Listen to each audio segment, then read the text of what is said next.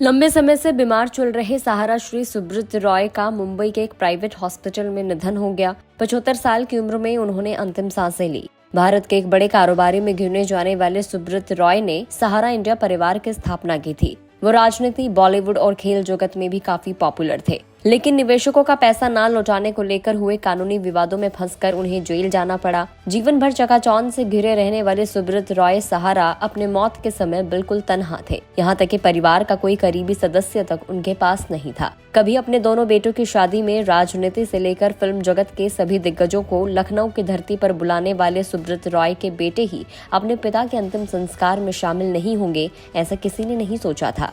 हाँ, उनके पोते हिमांक रॉय जरूर अपने दादा की अंत्येष्टि में शामिल होंगे, लेकिन बुढ़ापे का सहारा कहे जाने वाले दोनों बेटे इसमें नहीं है। तो कहाँ है उनका परिवार? चलिए जानते हैं इस वीडियो में। दरअसल कानून पचड़ों से बचने के लिए उनके परिवार ने भारत की नागरिकता छोड़ दी थी। सुब्रत रॉय की पत्नी स्वप्ना रॉय और बेटे सुशांत रॉय ने यूरोपीय देश रिपब्लिक ऑफ मैसेडोनिया की नागरिकता ले ली थी। सुब्रत रॉय की मौत के बाद कंपनी का पैसा संभालने वाले अब भारत के नागरिक भी नहीं है। स्वप्ना रॉय और सुशांत रॉय की नागरिकता पर सहारा कभी भी खुलकर बात नहीं करती। हालांकि सोर्सेज की माने तो कंपनी ने मैसेडोनिया में 3 बिजनेस खोलने का प्लान बनाया था। सहारा वहां डेयरी, 7 स्टार होटल और फिल्म प्रोडक्शन के सेक्टर में उतरना चाहती थी।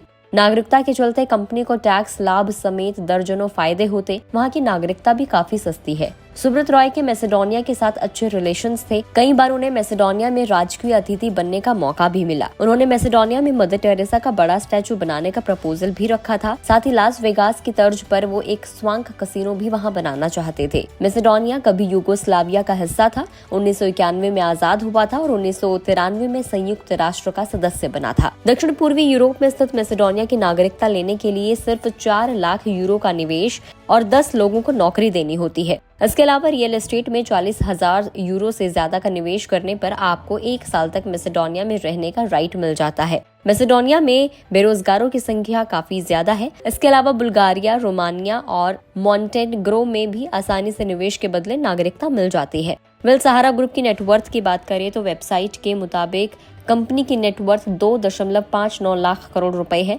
उनके पास करीब 30,970 एकड़ का लैंड बैंक रहा है। कंपनी के मुताबिक सहारा ग्रुप के पास 9 करोड़ निवेशक हैं, 5,000 से ज्यादा ऑफिस, मॉल और बिल्डिंग्स हैं, अरबों रुपए की जमीन और देश विदेशों में होटल और घर हैं। कंपनी ने real estate, finance, infrastructure, media, entertainment, health care, hospitality, retail and information technology sector में अपने पैर पसार लिए हैं। सहारा इंडिया ने अपनी तरक्की के दिनों में बहुत ऊंचाई को छुआ था। तकरीबन 11 लाख कर्मचारी सहारा परिवार का हिस्सा थे।